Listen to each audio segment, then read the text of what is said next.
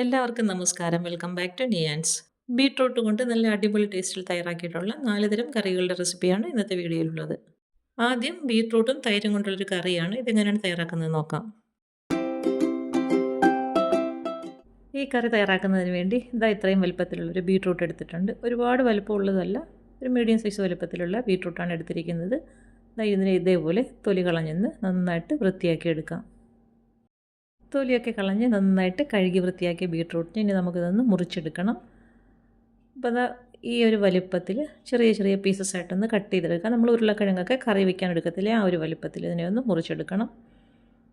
അപ്പോൾ ഒരു ബീട്രൂട്ട് മുഴുവനും ഇതേപോലെ ഒന്ന് മുറിച്ചെടുക്കാം. ബീട്രൂട്ട് അത്യാവശ്യം വേഗമുള്ള പച്ചക്കറി ആയതുകൊണ്ട് തന്നെ കുറച്ച് ചെറുതായിട്ട് അരിഞ്ഞെടുക്കുന്നതാണ് നല്ലത്. അപ്പം കഴുകി വൃത്തിയാക്കിയ ബീട്രൂട്ട് ഇതേപോലെ കറി വയ്ക്കാനുള്ള ചട്ടിയിലേക്ക് ആക്കി കൊടുക്കാം. ഇനി ഇതിലേക്ക് വേകാൻ ആവശ്യമുള്ള വെള്ളവും കൂടി ഒഴിച്ചു കൊടുക്കാം. വെള്ളം ഒഴിച്ചു കൊടുത്തതിന് ശേഷം എരിവിന് വേണ്ടി 3 പച്ചമുളക് ചെറുതായിട്ട് അരിഞ്ഞതും കൂടി ഇതിലേക്ക് ഇട്ട് കൊടുക്കാം. ഇനി ആവശ്യത്തിനുള്ള ഉപ്പ് ചേർത്ത് കൊടുക്കാം. ഉപ്പ് ഇട്ട് കൊടുത്തതിന് ശേഷം ഒരു 1/2 ടീസ്പൂൺ മുളക് പൊടി ഇട്ട് കൊടുക്കാം. ഒരു നുള്ള് മഞ്ഞൾപ്പൊടിയും കൂടി ഇതിലേക്ക് ഇട്ട് കൊടുക്കാം. ഇനി ഇതെല്ലാം കൂടി നല്ലതുപോലെ ഒന്ന് ഇളക്കി കൊടുക്കണം. നന്നായിട്ട് ഇളക്കി കൊടുത്തതിന് ശേഷം ചട്ടി മൂടി വെച്ച് നമുക്ക് അടുപ്പിലേക്ക് വെച്ച് കൊടുത്തൊന്ന് വേവിച്ചെടുക്കാം. അത് വേകുന്ന സമയം കൊണ്ട് അരപ്പ് തയ്യാറാക്കാം. അതിനുവേണ്ടി തേങ്ങ ചിരകിയത് മിക്സിയുടെ ജാറിലേക്ക് ഇട്ട് കൊടുക്കാം. നമുക്ക് ആവശ്യമുള്ള അത്രയും തേങ്ങ ഇട്ട് കൊടുക്കാം.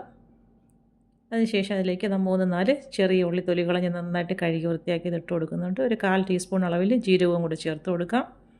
ഇനി ഒരു നുള്ളു മഞ്ഞൾപ്പൊടിയും കൂടി ഇട്ട് കൊടുത്തതിന് ശേഷം അരയാൻ ആവശ്യമുള്ള വെള്ളവും കൂടി ഒഴിച്ചു കൊടുക്കാം.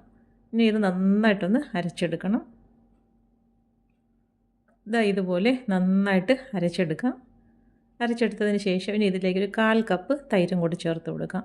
തൈരും ചേർത്ത് കൊടുത്തതിന് ശേഷം വീണ്ടും നന്നായിട്ട് ഒന്നുകൂടി ഒന്ന് അരച്ചെടുക്കാം. ഇതേപോലെ നല്ല ഫൈനായിട്ട് അരച്ചെടുത്തിട്ടുണ്ട്. ഇനി നമുക്ക് അടുപ്പിലേക്ക് വെച്ച് കൊടുത്തിരുന്ന കഷ്ണങ്ങൾ എന്തായെന്ന് നോക്കാം.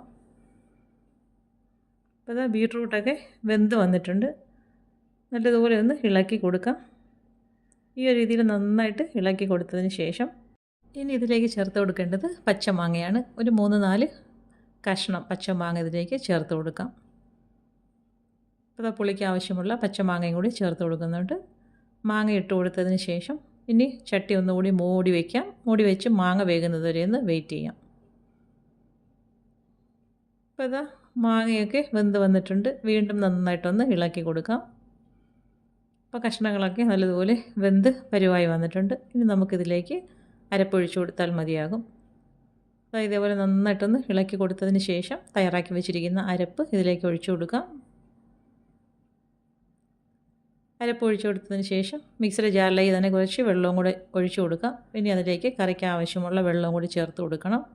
ചേർത്ത് കൊടുത്തതിന് ശേഷം നന്നായിട്ടൊന്ന് ഇളക്കി കൊടുക്കാം. ഇനി കറി തിളയ്ക്കരുത്, നല്ലതുപോലെ ഒന്ന് ഇളക്കി ചൂടാക്കിയാൽ മതിയാകും. ഈ ഒരു രീതിയിൽ നന്നായിട്ട് ഇളക്കി കൊടുത്തതിന് ശേഷം നമുക്കിതിലേക്ക് ഉപ്പ് ആവശ്യമുണ്ടോ എന്ന് നോക്കണം. ഉപ്പ് വേണമെന്നുണ്ടെങ്കിൽ ഈ സമയത്ത് ഇതിലേക്ക് ഉപ്പും കൂടി ചേർത്ത് കൊടുക്കാം. ഉപ്പ് ഇട്ട് കൊടുത്തതിന് ശേഷം വീണ്ടും നന്നായിട്ടൊന്ന് ഇളക്കി കൊടുക്കാം. അപ്പോൾ കറി നന്നായിട്ട് ചൂടായി വന്നിട്ടുണ്ട്. ഇത്രയും മതിയാകും. ഫ്ലെയിം ഓഫ് ചെയ്ത് അടുപ്പിൽ നിന്ന് മാറ്റാം. ഇനി നമുക്കിതിലേക്ക് താളിച്ചൊഴിക്കാം. ചുവന്നുള്ളി, വറ്റൽമുളകും, കടുകും, കറിവേപ്പില എല്ലാം കൂടി ഇട്ട് നന്നായിട്ടൊന്ന് മൂപ്പിച്ചിട്ട് കറിയിലേക്ക് ഒഴിച്ചു കൊടുക്കാം. അപ്പോൾ താളിച്ചത് ഒഴിച്ചു കൊടുത്തതിന് ശേഷം ഒന്ന് ജസ്റ്റ് ഒന്ന് മൂടി വെച്ച് കൊടുക്കാം.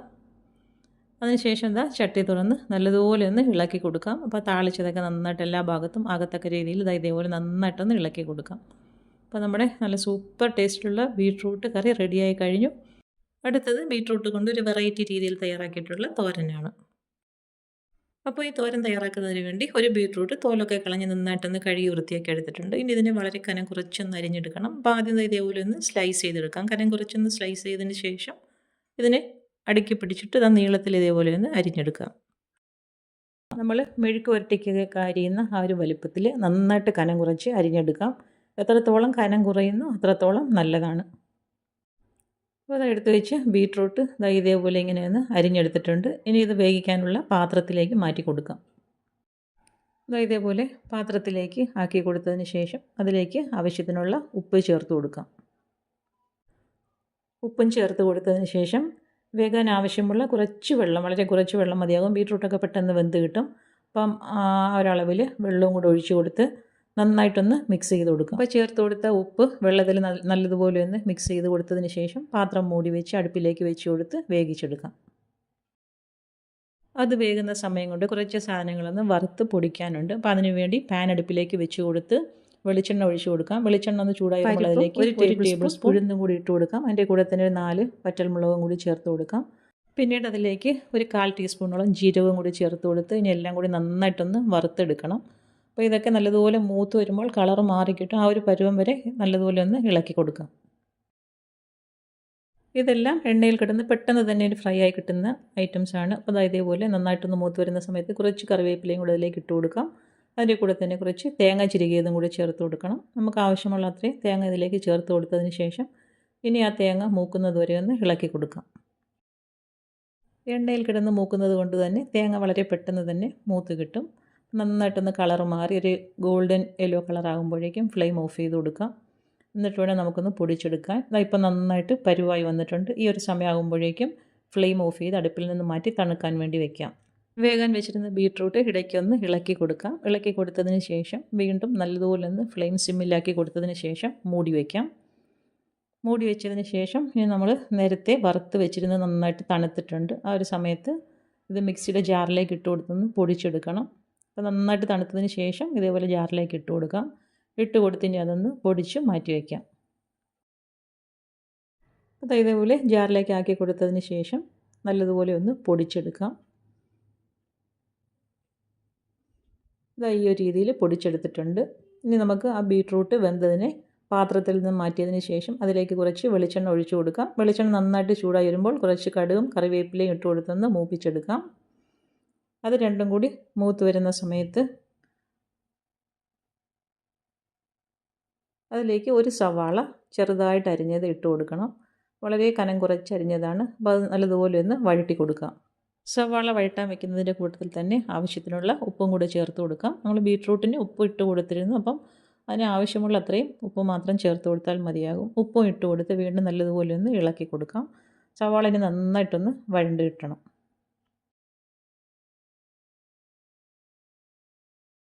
സവാള നന്നായിട്ട് ഇതേപോലെ വഴണ്ട് വരുന്ന സമയത്ത് അതിലേക്ക് ഒരു 1/2 ടീസ്പൂൺ മുളക് പൊടി ചേർത്ത് കൊടുക്കാം. മുളക് പൊടിയും ചേർത്ത് കൊടുത്തതിന് ശേഷം ഒരു നുള്ളു മഞ്ഞൾപ്പൊടിയും കൂടി ചേർത്ത് കൊടുക്കാം. ഇനി ഞാൻ ചേർത്ത് കൊടുത്ത പൊടികളുടെയൊക്കെ പച്ചമണം മാറുന്നതുവരെ നന്നായിട്ടൊന്ന് വഴറ്റി കൊടുക്കാം. മസാലയുടെയൊക്കെ പച്ചമണം മാറി വരുന്ന സമയത്ത് വേവിച്ച് മാറ്റി വെച്ചിരിക്കുന്ന ബീട്രൂട്ട് ഇതിലേക്ക് ചേർത്ത് കൊടുക്കാം. ബീട്രൂട്ട് ചേർത്ത് കൊടുത്തതിന് ശേഷം എല്ലാം കൂടി നല്ലതുപോലെ ഒന്ന് മിക്സ് ചെയ്ത് കൊടുക്കണം. അപ്പോൾ ചേർത്ത് കൊടുത്ത മസാലയും ബീട്രൂട്ടെല്ലാം നന്നായിട്ടൊന്ന് ഇളക്കി കൊടുത്ത് ഇതെല്ലാം കൂടി നല്ലതുപോലെ ഒന്ന് യോജിപ്പിച്ചെടുക്കാം. ഈ ഒരു രീതിയിൽ 1 മിനിറ്റോളം നന്നായിട്ടൊന്ന് ഇളക്കി കൊടുക്കാം. ഇളക്കി കൊടുത്തതിന് ശേഷം നമ്മൾ പൊടിച്ച് വെച്ചിരിക്കുന്നത് ഇതിലേക്ക് ചേർത്ത് കൊടുക്കാം. അപ്പോൾ അത് പൊടിച്ച് വെച്ചിരിക്കുന്നതും കൂടി ഇതിലേക്ക് ഇട്ട് കൊടുത്തതിന് ശേഷം വീണ്ടും നന്നായിട്ടൊന്ന് മിക്സ് ചെയ്ത് കൊടുക്കണം. ആ പൊടിയെല്ലാം ബീട്രൂട്ടിലേക്ക് പിടിക്കത്തക്ക രീതിയിൽ നല്ലതുപോലെ ഒന്ന് ഇളക്കി കൊടുക്കാം. ഇനി മൂടി വെച്ച് വേവിക്കേണ്ടതൊന്നും ആവശ്യമില്ല.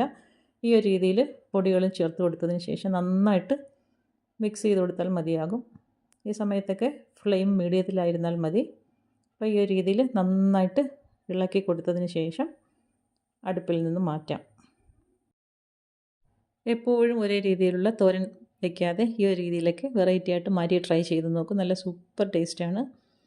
അപ്പോൾ ഈ ഒരു രീതിയിൽ ട്രൈ ചെയ്ത് നോക്കിക്കോളൂ. ബീട്രൂട്ടൊക്കെ കഴിക്കാൻ മടിയുള്ളവർക്ക് ഈ ഒരു വെറൈറ്റി രീതിയിലുള്ള തോരനൊക്കെ ട്രൈ ചെയ്ത് നോക്കാം. അടുത്തത് ബീട്രൂട്ടും വൻപയറും ചേർത്തിട്ടുള്ളൊരു തോരനാണ്. ഇതെങ്ങനെയാണ് തയ്യാറാക്കുന്നത് നോക്കാം. ഈ തോരൻ തയ്യാറാക്കാൻ വേണ്ടി കുറച്ച് വൻപയർ, ഒരു 1/4 കപ്പോളം വൻപയറുണ്ട്. അത് നന്നായിട്ട് വെള്ളത്തിലിട്ട് 1 മണിക്കൂറോളം കുതിർത്തെടുത്തതാണ്. നല്ലതുപോലെ കഴുകിയതിന് ശേഷം ആവശ്യത്തിനുള്ള വെള്ളവും കൂടി ഒഴിച്ച് കുക്കറിലേക്ക് വെച്ച് കൊടുത്ത് നന്നായിട്ടൊന്ന് വേവിച്ചെടുക്കാം. അത് വേകാൻ വെച്ചതിന് ശേഷം ഒരു ബീട്രൂട്ട് തോലൊക്കെ കളഞ്ഞ് നന്നായിട്ട് കഴുകി വൃത്തിയാക്കി എടുത്തിട്ടുണ്ട്. അതിനെ ഇനി ഇതേപോലെ ഒന്ന് കൊത്തി അരിഞ്ഞെടുക്കണം. നമ്മൾ തോരൻ വയ്ക്കാൻ സാധാരണ ബീട്രൂട്ട് കട്ട് ചെയ്യത്തില്ലേ, ആ ഒരു വലുപ്പത്തിൽ ഇതിനെ ഒന്ന് കട്ട് ചെയ്തെടുക്കാം. വളരെ കനം കുറച്ച് ഇതേപോലെ നന്നായിട്ടൊന്ന് കൊത്തി അരിഞ്ഞെടുക്കാം. ബീട്രൂട്ട് മാത്രമായിട്ട് തോരൻ വെച്ച് കഴിക്കാൻ ഇഷ്ടമില്ലാത്തവർക്ക്, ഈ ചെറിയ മധുരമൊക്കെ കാണത്തില്ല, അങ്ങനെ ഇഷ്ടമില്ലാത്തവർക്ക് ഈ പയറും കൂടി ചേർത്ത് ഇങ്ങനെ തോരൻ വെച്ച് നോക്കും. നല്ല അടിപൊളി ടേസ്റ്റാണ്. അപ്പോൾ ഈ ഒരു രീതിയിൽ എല്ലാം അരിഞ്ഞെടുത്തിട്ടുണ്ട്. ഇനി നമുക്ക് അരപ്പ് തയ്യാറാക്കാം. അതിന് വേണ്ടി മിക്സിയുടെ ജാറിലേക്ക് തേങ്ങ ചിരകിയത് ഇട്ട് കൊടുക്കാം. ആവശ്യത്തിനുള്ള തേങ്ങ ഇട്ട് കൊടുത്തതിന് ശേഷം അതിലേക്ക് എരിവിന് ആവശ്യമുള്ളൊരു പച്ചമുളക് ചേർത്ത് കൊടുക്കുന്നുണ്ട്.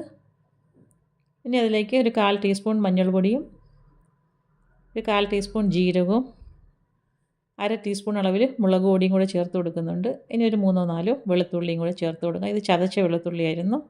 അതും ഇട്ട് കൊടുത്തൊന്ന് തേങ്ങ ഒന്ന് ചതച്ചെടുക്കാം. ഇനി നമുക്ക് തോരൻ തയ്യാറാക്കാം. അതിന് വേണ്ടി ഇതാ ചട്ടി അടുപ്പിൽ വെച്ച് കൊടുത്തിട്ടുണ്ട്. വെളിച്ചെണ്ണ ഒഴിച്ച് കൊടുത്ത് കടുകും വറ്റൽമുളകും കറിവേപ്പിലയും കൂടി ഒന്ന് പൊട്ടിച്ചെടുക്കാം. അതൊന്ന് ഇളക്കി നന്നായിട്ടൊന്ന് മൂപ്പിച്ചെടുക്കണം. അത് മൂത്ത് വരുന്ന സമയത്ത് അരിഞ്ഞു വെച്ചിരിക്കുന്ന ബീട്രൂട്ട് ഇതിലേക്ക് ഇട്ട് കൊടുക്കാം. ബീട്രൂട്ട് ഇട്ട് കൊടുത്തതിന് ശേഷം അതിലേക്ക് ആവശ്യത്തിനുള്ള ഉപ്പ് ചേർത്ത് കൊടുക്കാം. ബീട്രൂട്ടിനും പയറിനും ചേർത്താണ് നമ്മൾ ഉപ്പിട്ട് കൊടുക്കുന്നത്. അപ്പോൾ ഉപ്പ് ഇട്ട് കൊടുത്തതിന് ശേഷം നന്നായിട്ടൊന്ന് ഇളക്കി കൊടുക്കാം. നല്ലതുപോലെ എണ്ണയിലിട്ട് ഒരു 30 സെക്കൻഡോളം ഒന്ന് വഴറ്റി കൊടുക്കണം. ഇങ്ങനെ നന്നായിട്ട് വഴറ്റിയതിന് ശേഷം ചട്ടി മൂടി വെച്ച് ബീട്രൂട്ട് ഒന്ന് വെന്ത് വരുന്നത് വരെ ഒന്ന് വെയിറ്റ് ചെയ്യാം. പയർ നമ്മൾ ഓൾറെഡി വേവിക്കാൻ വെച്ചിട്ടുണ്ട്. അപ്പോൾ ഇതേപോലെ ഒന്ന് ഒതുക്കി വെച്ച് കൊടുത്തതിന് ശേഷം മൂടി വയ്ക്കാം. ഇപ്പം ബീട്രൂട്ട് ഒന്ന് വെന്ത് വന്നിട്ടുണ്ട്. മൂടി തുറന്ന് നന്നായിട്ടൊന്ന് ഇളക്കി കൊടുക്കാം. ഇനി വേവിച്ച് വെച്ചിരിക്കുന്ന പയർ ബീട്രൂട്ടിൻ്റെ പുറത്തേക്ക് ഇട്ട് കൊടുക്കാം. പയർ ഇട്ട് കൊടുത്തതിന് ശേഷം തയ്യാറാക്കി വെച്ചിരിക്കുന്ന അരപ്പ് ഇതിലേക്ക് ഇട്ട് കൊടുക്കാം. അരപ്പ് ഇട്ട് കൊടുത്തതിന് ശേഷം ഒന്ന് ലെവൽ ചെയ്ത് കൊടുക്കാം. ലെവൽ ചെയ്ത് കൊടുത്തതിന് ശേഷം അരപ്പൊക്കെ ഒന്ന് ആവി കയറ്റി എടുക്കണം. അരപ്പൊക്കെ ഒന്ന് വെന്ത് കിട്ടണം. ഇപ്പം നന്നായിട്ട് അരപ്പൊക്കെ ആവി കയറി വന്നിട്ടുണ്ട്. തോരൻ സെറ്റായി കിട്ടിയിട്ടുണ്ട്. നല്ലതുപോലെ ഒന്ന് ഇളക്കി കൊടുക്കാം. ഈ ചെറിയ ഈർപ്പമൊക്കെ അതിൽ കാണും. അതൊക്കെ ഒന്ന് വറ്റിച്ചെടുക്കണം. വറ്റിച്ചെടുത്ത് നന്നായിട്ടൊന്ന് ഇളക്കി ഡ്രൈ ആക്കി എടുക്കണം. ഇത് നല്ല കിടിലൻ ടേസ്റ്റാണ്. ബീട്രൂട്ടും വൻപയറും കൂടി ഇങ്ങനെ ഒന്ന് തോരൻ വെച്ച് നോക്കൂ. ബീട്രൂട്ട് മാത്രം കഴിക്കാൻ ഇഷ്ടമില്ലാത്തവർക്ക് ഈ ഒരു രീതിയിലൊന്ന് ട്രൈ ചെയ്ത് നോക്കാവുന്നതാണ്. കുട്ടികൾക്കൊക്കെ ഈ ഒരു രീതിയിൽ ചെയ്ത് കൊടുത്ത് നോക്കും. ഇപ്പോൾ ചോറിൻ്റെ കൂടെ കഴിക്കാൻ നല്ല കിടിലൻ ഒരു തോരനാണ്. ഈ ഒരു രീതിയിൽ തയ്യാറാക്കി നോക്കിക്കോളൂ. ഇപ്പോൾ തോരൻ്റെ ഈർപ്പമൊക്കെ വറ്റി നന്നായിട്ട് ഡ്രൈ ആയി വന്നിട്ടുണ്ട്. ഈ ഒരു സമയമാകുമ്പോഴേക്കും ഫ്ലെയിം ഓഫ് ചെയ്ത് അടുപ്പിൽ നിന്ന് മാറ്റി കൊടുക്കാം. ഇപ്പോൾ തോരൻ നന്നായിട്ട് സെറ്റായി വന്നിട്ടുണ്ട്. അപ്പോൾ ഈ ഒരു രീതിയിൽ ബീട്രൂട്ടും പയറും കൊണ്ട് തോരൻ വെച്ച് നോക്കൂ. അടുത്തത് നല്ല അടിപൊളി ടേസ്റ്റിൽ തയ്യാറാക്കിയിട്ടുള്ള ബീട്രൂട്ട് അച്ചാറാണ്. അപ്പോൾ ഇതെങ്ങനെയാണ് ചെയ്യുന്നത് നോക്കാം. ഇതിന് വേണ്ടി ഒരു ബീട്രൂട്ട് നന്നായിട്ട് തൊലി കളഞ്ഞ് കഴുകിയെടുത്തിട്ടുണ്ട്. അപ്പോൾ നന്നായിട്ട് തൊലിയൊക്കെ കളഞ്ഞ് കഴുകിയെടുത്ത ഒരു ബീട്രൂട്ടാണ്. ഇടത്തരം വലുപ്പത്തിലുള്ള ഒരു ബീട്രൂട്ട്. ഇതേപോലെ ഒന്ന് ഗ്രേറ്റ് ചെയ്തെടുക്കാം. നമ്മൾ തോരനൊക്കെ വയ്ക്കാൻ എടുക്കുന്ന ഒരു പരുവത്തിലൊന്ന് ഗ്രേറ്റ് ചെയ്തെടുക്കണം. അപ്പോൾ ഇതേപോലെ എടുത്ത് വെച്ച ബീട്രൂട്ട് ഗ്രേറ്റ് ചെയ്തെടുത്തിട്ടുണ്ട്. ഇനി നമുക്കിതിനെ ഒന്ന് അച്ചാറിടാം. അച്ചാറിടാനുള്ള പാത്രം അടുപ്പിൽ വെച്ച് കൊടുത്ത് അതിലേക്ക് നല്ലെണ്ണ ഒഴിച്ചു കൊടുക്കാം. നല്ലെണ്ണ നന്നായിട്ട് ചൂടായി വരുമ്പോൾ കടുക് ഇട്ട് കൊടുക്കാം. കടുക് നല്ലതുപോലെ പൊട്ടി വരുമ്പോൾ അതിലേക്ക് കുറച്ച് കറിവേപ്പിലയും കൂടി ഇട്ട് കൊടുത്തൊന്ന് മൂപ്പിച്ചെടുക്കാം. ഇനി ഇതിലേക്ക് സാധാരണ നമുക്ക് ആവശ്യമുള്ളത്ര വെളുത്തുള്ളിയും ഇഞ്ചിയും കൂടി ചേർത്ത് കൊടുക്കാം. വെളുത്തുള്ളി ഇഞ്ചിയും നന്നായിട്ട് മൂപ്പിച്ചെടുക്കണം. എണ്ണയിലിട്ട് നല്ലതുപോലെ മൂത്ത് വരുമ്പോൾ ഫ്ലെയിം ഓഫ് ചെയ്ത് കൊടുക്കാം. ഫ്ലെയിം ഓഫ് ചെയ്ത് കൊടുത്തതിന് ശേഷം വേണം പൊടികളൊക്കെ ചേർത്ത് കൊടുക്കാൻ. ഇത് ആവശ്യത്തിനുള്ള കാശ്മീരി മുളക് പൊടി ചേർത്ത് കൊടുക്കാം. അതേപോലെ തന്നെ കുറച്ച് കായപ്പൊടിയും ആവശ്യത്തിനുള്ള ഉപ്പും ചേർത്ത് കൊടുക്കാം. ഇനി എല്ലാം കൂടി നല്ലതുപോലെ ഒന്ന് മിക്സ് ചെയ്ത് കൊടുക്കണം. അപ്പോൾ ആ പാത്രത്തിൻ്റെ ചൂട് തന്നെ മതിയാകും. നല്ലതുപോലെ മിക്സ് ചെയ്ത് കൊടുത്തതിന് ശേഷം പുളിക്ക് ആവശ്യമുള്ള വിനാഗിരിയും കൂടി അതിലേക്ക് ചേർത്ത് കൊടുക്കാം. വിനാഗിരിയും ചേർത്ത് കൊടുത്ത് നന്നായിട്ടൊന്ന് ഇളക്കി കൊടുക്കാം. അതിനുശേഷം നമ്മൾ നേരത്തെ അരിഞ്ഞു വെച്ചിരിക്കുന്ന ബീട്രൂട്ട് ഇതിലേക്ക് ഇട്ട് കൊടുത്ത് നന്നായിട്ടൊന്ന് ഇളക്കി യോജിപ്പിച്ചെടുക്കാം. ആ മസാലയും വിനാഗിരി എല്ലാ ഭാഗത്തും പിടിക്കത്തക്ക രീതിയിൽ നന്നായിട്ടൊന്ന് മിക്സ് ചെയ്ത് യോജിപ്പിച്ചെടുക്കാം. അപ്പം ബീട്രൂട്ട് അച്ചാർ ഈ ഒരു രീതിയിൽ ഇങ്ങനെ ഒന്ന് ചെയ്ത് നോക്കും. നല്ല സൂപ്പർ ടേസ്റ്റാണ്.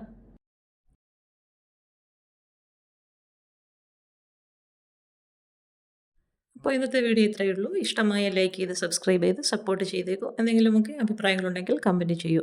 വീണ്ടും അടുത്ത വീഡിയോയിൽ കാണുന്നത് വരെ bye from Niyans. Thanks for watching.